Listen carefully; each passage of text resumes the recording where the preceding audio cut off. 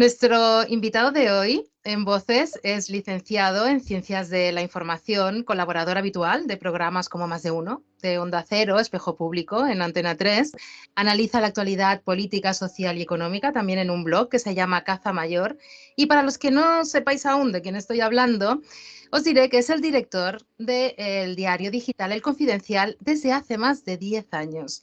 Él es Nacho Cardero, lo tenemos aquí en Voces y nos acompaña hoy para hablarnos de su libro Aquello que dábamos por bueno, publicado con la editorial Espasa, que acaba de salir prácticamente del horno.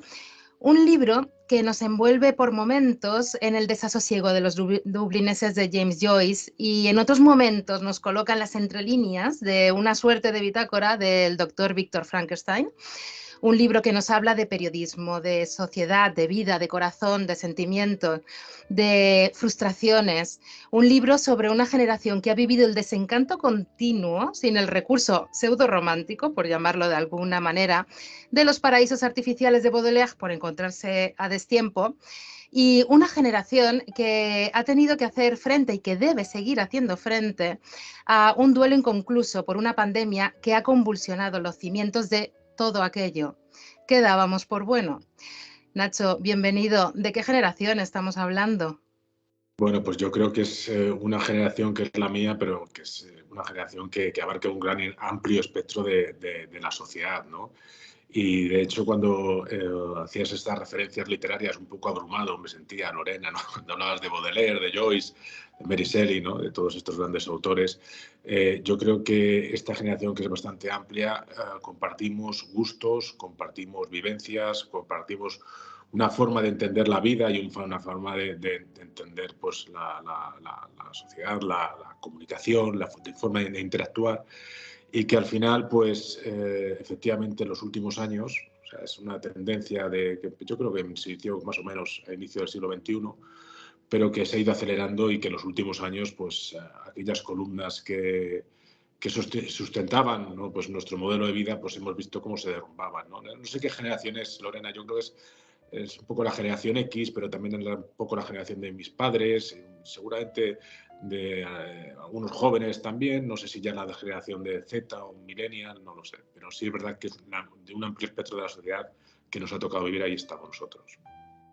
Cuando hablas del proceso de escritura de tu libro que a veces has definido como vómito, como, Bueno, como es un poco catarsis fuerte, también. catarsis mejor. Digo vómito porque es verdad que los castellanos, que soy de Guadalajara, soy arriacense, que somos muy dados a la introspección, que no solemos expresar de una forma expresiva nuestros sentimientos, pues sí, la verdad es que ha sido un desnudo integral, ¿no? Y en algunas partes del libro, porque al final hablo de mi persona como director del Confidencial y de mi persona como padre y también como hijo, ¿no? Lo cual en los periodistas, y tú lo sabes bien, Lorena, es muy difícil de disociar, ¿no?, las dos esferas, ¿no?, la profesional de la privada, ¿no? Y efectivamente, ahí en ese ámbito me muestro yo y claro, lo he dado todo. Ha sido un desnudo integral y que era una forma porque me sentía un poco en la necesidad, como catarsis, ¿vale? Pero también en la obligación. Tú sabes que los periodistas tenemos algo también de servicio ciudadano, y a mí me daba la sensación de que nos habían ocurrido grandes cosas en los últimos años que éramos incapaces de definir o de poner negro sobre blanco, ¿no? Y quería hacerlo un poco eso, ¿no? Es mis vivencias, mis reflexiones personales y profesionales de un tiempo incierto, de un tiempo convulso, que de alguna forma sirvan también de reflejos para todos los que nos están escuchando. La base de tu libro son unas notas que ibas tomando. A raíz de estas notas dices, las notas, algunas aparentemente contradictorias, han tenido que ser reinterpretadas atendiendo al contexto en el que se tomaron y a la recurrencia e intensidad de los acontecimientos, incluido mi proceso de reafirmación, que funcionó en esos años de manera muy similar a cómo lo hace el algoritmo de Spotify. Esto es, alimentando el ruido y la furia, muy lejos de la contención y racionalidad que impregnan mi carácter arriacense del que nos estabas hablando. Cuando hablas del ruido y la furia, inevitablemente, si antes he hecho referencia a Joyce, tengo que hacer referencia a Faulkner en este caso, y me ha venido muy bien, lo he traído un poco tirado por los pelos, pero esa estructura que tiene el libro de Faulkner, El ruido y la furia, de tres primeras personas en un principio y una cuarta, como ese cuarto poder objetiva, intentando equilibrar esa efusión de subjetivismo. Este libro en el que hablas en primera persona, en el que, como bien has dicho, compartes todo lo que es tu universo, el crisol que eres, tanto profesional como personal, y con esa responsabilidad social, ¿crees que te has contenido lo suficiente? En el libro no me he contenido nada. Yo creo que me he expresado muy abiertamente y porque creo al final que se escriben muchos ensayos y desde el mundo de las ideas está muy bien, ¿no? Las musas están muy bien, pero hay que bajarlas al teatro, hay que bajarlas a la calle para que tú puedas levantar puentes con los que conectar con el lector. Y en ese sentido, si no lo haces desde la vulnerabilidad, desde la fragilidad, desde la empatía, desde tal como eres, pues yo creo que es muy difícil conectar con el lector. Yo creo que es un problema de buena parte de los ensayos que ocurren, ¿no? Que teorizan, dan doctrina desde las ideas, desde las fórmulas, pero después son incapaces de empatizar con el lector, que es el ciudadano de a pie, ¿no? Y yo creo que para empatizar con el ciudadano de a pie me he tenido que mostrar de una manera bastante, bueno, como soy yo realmente, ¿no? Porque muchas veces cuando te pones la vitola de director de Confidencial, pues te pones un traje que es mucho más institucional que el que muestro en este libro, ¿no? Yo creo que sí, yo creo que incluso me ha dado, claro, en ocasiones tiendo a pensar que he sido incluso un poco impudoroso, ¿sabes? A la hora de publicar determinadas cosas y de preguntarme de cómo el lector o las personas que me tengo a mi alrededor, tanto en el periódico, en la redacción, como en mi familia, qué habrán sentido a la hora de enfrentarse a esas páginas que no son habituales en mí, porque como te digo, es casi una radiografía, un desnudo integral de mi persona. ¿Te arrepientes en cierta medida de esa exposición, sobre todo por lo que has podido mostrar tus partes más blanditas a los enemigos? No, porque yo creo que, fíjate, yo creo que el liderazgo, y con esto hablo del liderazgo como director del Confidencial, ha cambiado. O sea, yo creo que los tiempos han cambiado y el libro es un poco reflejo de estos tiempos, ¿no? De aquello que dábamos por bueno y que se nos ha caído, ¿no? Y aquello que dábamos por bueno eran, cuando me nombraron director del periódico hace ya 12 años, con 36 años, pues aquello que dábamos por bueno eran los directores que eran con una personalidad muy marcada, que eran protagónicos, que no dejaban jugar al resto de la redacción, o ellos eran la cara más visible, quizás con un tinte más autoritario. Y yo creo que los tiempos y el liderazgo en esta nueva era ha cambiado totalmente. ¿Vale? Y yo creo que son liderazgos mucho más horizontales, más de juego en equipo, donde además, como digo yo, los periodistas no solamente escribimos de temas que son delicados, como la pandemia o como cualquier tipo de tragedia, crisis o guerras, sino que sufrimos en primera persona esos acontecimientos. Es decir, al igual que los sanitarios, cuando tuvimos que informar de la pandemia, estábamos los periodistas en primera línea y lo somatizamos igual o peor que el resto. Porque cuando estás en primera línea lo haces muy como tuyo, ¿no? Es muy tuyo esas sensaciones, esas tragedias. Y bueno, yo creo que hay que estar ahí. Yo creo que hay que mostrarse uno como es y creo que si esto es dar ventaja a mis rivales para que vean un poco lo blandito que soy, entre comillas, pues bienvenidos sean los que nos copian porque de ellos serán sus fallos, de ellos serán mis fallos. Te acompañamos en el libro a ese Nacho cercano en el duelo por la muerte de tu padre. En un momento determinado, cuando estáis haciendo la limpieza de sus cosas, o reorganización o distribución de los objetos y de las cosas que le habían pertenecido, hablas que lo viviste como un viaje personal a Ítaca. Este libro también se ha convertido, hablabas antes de catarsis, se ha convertido en una pequeña extensión de ese viaje y dejas al Nacho que fuiste antes de la redacción del libro para encarar un nuevo Nacho en ciertos aspectos. De alguna forma es el retorno, es la vuelta, es el regreso, ¿no? Mis padres, toda mi infancia fue en Guadalajara, como te he dicho, Castilla, Y como le ocurrió a muchos, pues a determinada edad hice el petate y me fui a la gran ciudad en busca de oportunidades, en este caso para estudiar una carrera, que era la carrera de periodismo, y también para pues, escribir un currículum que me ha llevado hasta la dirección del Confidencial, ¿no? Y a pesar de que Guadalajara está muy cerca, se me hizo muy lejos. Y porque aquí, en lo que llamamos el todo Madrid, ¿no? Pues es una hoguera de vanidades, donde es una gran ciudad, muy bonita, muy acogedora, pero que también es una máquina de picar carne cuando las cosas no funcionan, ¿no? Y aquí es verdad que en Madrid pues, me han ido las cosas relativamente bien, ¿no? Porque te digo, la carrera de periodismo no es una carrera fácil para prosperar, y a mí me ha ido pues, relativamente bien, estando en medios que tengo, pues, a los que estoy muy agradecido y donde he crecido y me he formado muy bien. Y claro, cuando de repente ocurren una tragedia como el fallecimiento de mi padre en Guadalajara durante la pandemia, el confinamiento, sin estar vacunado, pues entonces me obliga otra vez a a mirar atrás y ver un poco lo que había dejado, ¿no? Y te das cuenta que siempre, por mucho que te vayas, siempre vuelves. Y es el eterno retorno, y te das cuenta que siempre está ahí, porque a pesar de que te pongas otros trajes, otras corbatas, te relaciones con otra gente y bueno, inicias una nueva vida, que está muy bien, pero el origen siempre está ahí. Tienes que tener un punto al cual te puedas agarrar, un asidero, y ese asidero era entonces mis orígenes, era Guadalajara.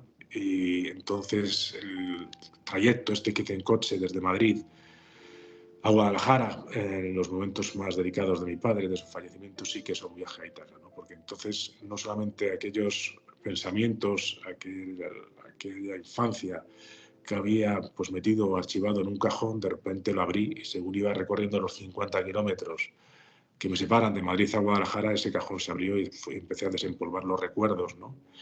Y es verdad, te digo, Lorena, que una vez que desempolvas esos recuerdos en aquel momento, ese cajón se queda abierto ya de por vida. Ujú. Veis que cuando hablaba de Faulkner, también hay un poco de mientras agonizo, en el trayecto de aquello que dábamos por bueno.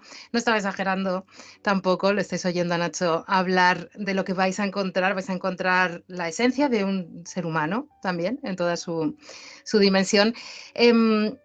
También es un canto un poco lastimero, reivindicativo, evidentemente, de la profesión del periodismo, como para intentar acercarnos a la dureza, al lector, a la dureza, a la complejidad de descubrir, de ir hacia la verdad, en un mundo dominado por el posicionamiento web, por la furia del click, por ese clickbait, por los equipos de SEO que te dicen, o que dicen a los equipos editoriales, a los escritores, cómo tienen que escribir. ¿Crees que todo eso, que esa tecnología, que esa, en cierta medida, ataque a la esencia de lo que debía ser el periodismo, ha llegado para destruirlo, para mejorarlo?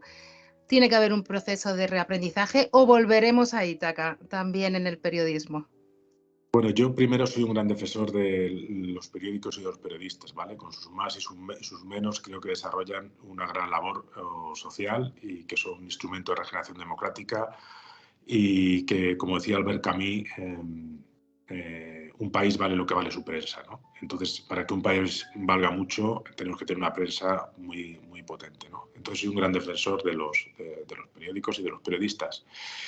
Pero sí es cierto que, aunque el periodismo sigue siendo periodismo, y aunque sigue habiendo grandes profesionales, pues ha habido, pues, digamos, mucho ruido, ha habido elementos que han alterado, pues, esta buena prensa de calidad, ¿no? Y son de sobra conocidos, y tú los has mencionado, ¿no?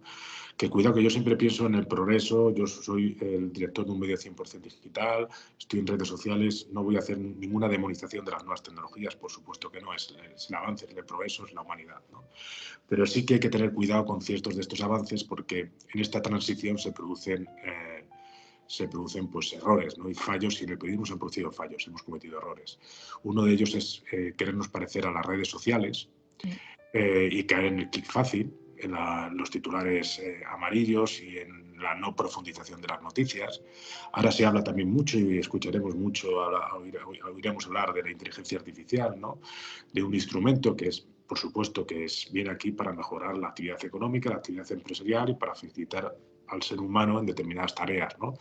Pero que también genera en el periodismo, va a generar pues una multitud de noticias. Hay cabeceras argentinas que ya están utilizando la inteligencia artificial para producir y redactar 3.000 noticias a la semana. 3.000 noticias, se dice pronto, ¿no? Y después también en este momento un poco delicado para el periodismo que nos ha tocado vivir, que es el actual, también es verdad que los poderes económicos y los poderes empresariales, que ahora respetaban bastante o que antes respetaban bastante a los medios de comunicación, les han perdido un respeto, porque han encontrado otras fórmulas de enlazar con sus votantes o con sus clientes y ya no les tienen tanta estima como les tenían antes. Y por esos motivos, a pesar de que soy un gran defensor de los periódicos, creo que estamos en un momento muy delicado. Creo que, como digo en el libro, jamás antes, como sucede ahora, ha sido tan complicado ejercer el periodismo, pero jamás antes, como sucede ahora, ha sido tan necesario, ¿no? Y también, por último, aquí, Lorena, entonar un poco el mea culpa, ¿vale? Porque culpa a las redes sociales, culpa a la inteligencia artificial, a las presiones, pero los periodistas también hemos tenido parte de culpa digamos, en lo que ha ocurrido, esta falta de respeto que ahora nos tiene una parte de la sociedad, porque también nos hemos dejado llevar por la trinchera, por la polarización, y nos hemos olvidado de hacer lo que verdaderamente tenemos que hacer, que es el periodismo libre e independiente y ejercer de puente entre el lector y la realidad. Y nada más que tiene que ser eso lo que es ejercer el periodismo. Con respecto a la libertad de expresión, dices, insisto, es un derecho fundamental que ampara incluso a los que se equivocan. Respóndame una cuestión. ¿Quiénes son los negacionistas? ¿Los que aseguraban al principio que la COVID no pasaría de mera gripe o ahora los antivacunas? Lo digo por la ligereza con la que de repente cuestionamos la labor de los periodistas y por la naturalidad con la que hemos vivido la limitación de derechos fundamentales durante la pandemia, arriesgando algunos de los mejores rasgos de las democracias liberales. Eso sí, es un tema preocupante, se lo decías a una consultora. ¿Crees que se ha roto el contrato social existente entre los gobiernos de nuestros países de esta Europa y también con la prensa y con la sociedad? ¿Que ha habido una ruptura más allá de la confianza del propio contrato social? Pues creo que sí. Ha sido paulatina, pero se nota, yo creo que mucho, por estos elementos que has comentado y por el populismo, la polarización, realmente aquello que dábamos por bueno, pues se nos ha caído como un castillo de naipes. Y efectivamente yo creo que hace falta reescribir el contrato social, ¿no? Y reescribirlo teniendo en cuenta unos principios y valores que eso sí que no son coyunturales, ¿vale? Sino que son estructurales, porque al final el ser humano es un ser con instinto moral y eso por el mero hecho de nacer así, ¿no? Entonces, eso no es coyuntura, cambia o se transforma el contrato social, eso está muy bien, creo que hay que elaborar, es reescribir un contrato social, pero conforme a unos derechos fundamentales y unos principios y valores que son totalmente inmutables, ¿vale? Eso es para mí lo más importante, ¿no? Y después estos valores, estas columnas y estos que nos han venido abajo, aquello que dábamos por bueno, yo fíjate, no pretendo juzgar si el nuevo contrato social es mejor o peor, si estas columnas han tenido que venir abajo, hay que levantarlas de nuevo, hay que construir otras nuevas. Lo que sí hago en el libro es un llamamiento a la adaptación, a abrazar la incertidumbre. Es decir, no juzgo si el tiempo pasado o el presente es mejor, sino que sí creo que ha cambiado, ¿no? Y que para adaptarnos a ese cambio tenemos que hacer un esfuerzo. Yo, fíjate, siempre ha habido crisis, siempre ha habido cambios, pero la cantidad de cambios, la rapidez en la que suceden y la profundidad de los mismos en los tiempos actuales, cuando hablábamos antes de redes sociales, digitalización, inteligencia artificial, en el tiempo actual es brutal. O sea, no hay más que suceder, ¿no?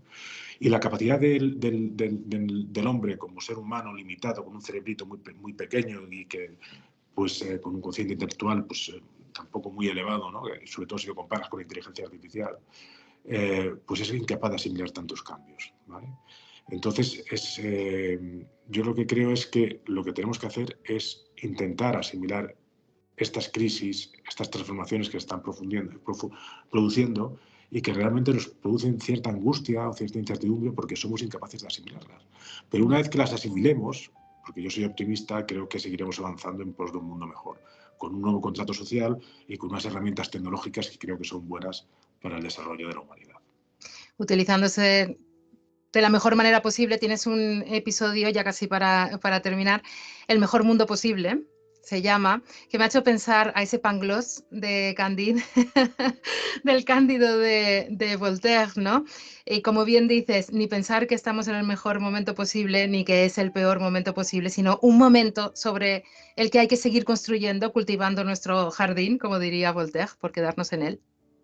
Sí, básicamente. Oye, además, Lorena, no sé cómo lo has hecho, pero has citado casi todas mis referencias literarias. No sé si lo trasluce el libro o qué, pero al final Faulkner, El ruido de la furia, que es uno de mis libros preferidos, Baudelaire, bueno, realmente has Están acertado ahí. de pleno, ¿no? Sí, supongo que estarán ahí por eso, porque los has sabido leer perfectamente entre líneas, ¿no? Y efectivamente, yo creo que no es ni mejor ni peor, es distinto. Y lo que sí tenemos que hacer todos es luchar por construir un mundo mejor, ¿no? Y en este mundo actual, donde todo está polarizado y todo nos dejamos llevar por un tufillo ciertamente populista, pues siempre tendemos a culpar a los demás de lo que muchas veces son problemas nuestros, ¿no? Culpamos a los rusos, a los comunistas, al presidente del gobierno, a la oposición, a los masones, a los neoliberales. Todos son culpables de lo que ocurre en la sociedad, de los males, menos de nosotros mismos. Pues no, tenemos que luchar, tenemos que esforzarnos, porque efectivamente el jugar al optimismo es siempre jugar sobre seguro en el largo plazo, pero siempre y cuando pongamos de nuestra parte. Yo creo que lo que hacemos mucho en la sociedad actual es quejarnos y no hacer nada para resolver la situación. La pregunta, Lorena, es la de siempre. Igual que te digo que el libro es una especie de duelo colectivo de todo lo que hemos perdido como sociedad, pero también todo individual, ¿no? De lo que hemos perdido como personas en seres queridos y otras cosas que nos hemos dejado por el camino, ¿no? También te digo que si preguntas a cualquiera de los que nos está escuchando, que en qué mundo, en qué momento de la historia de la humanidad le hubiera gustado nacer, casi seguro, casi todo el mundo, el 99% diría que hoy. Y eso es una buena señal, eso es que siempre vamos hacia a mejor, ¿no? El fin de tu duelo se llama León, como leemos también en tu libro. Tenemos que dejarlo aquí, tienes que volar a otros territorios. Muchísimas gracias. En Bitácora consideramos que la libertad se halla en el conocimiento, por lo tanto, muchísimas gracias por tu grano de arena, tu granito de arena, granazo de arena para el conocimiento, para acercarnos a esa verdad, al menos el ejercicio de intentar ir a por ella. Lo descubrimos en aquello que dábamos por bueno. Te tenemos a ti como director Confidencial, tenemos tu blog, tenemos tus intervenciones, te seguiremos. Ahí estaremos también siendo testigos. Muchísimas gracias. Ha sido un gustazo, Lorena. Hasta la próxima. Ya sabéis dónde me tenéis. Gracias.